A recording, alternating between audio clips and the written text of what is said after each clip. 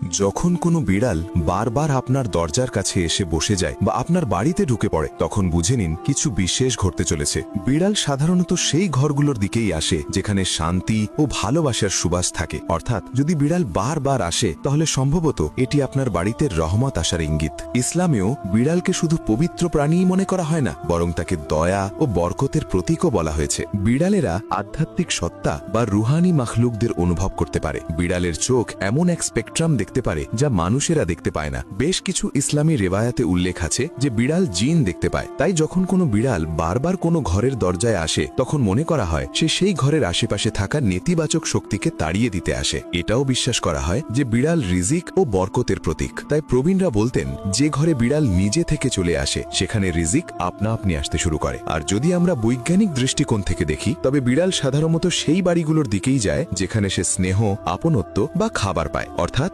বিড়ালের দরজায় আসা সবসময় কোনো না কোনো ইতিবাচক স্পন্দনের লক্ষণ। তাই পরের বার যদি কোনো বিড়াল আপনার দরজায় আসে তাকে তাড়িয়ে না দিয়ে ভালোবাসার সঙ্গে খেতে দিন। আপনার সাথেও যদি কখনো এমন ঘটে থাকে তাহলে কমেন্টে অবশ্যই জানান।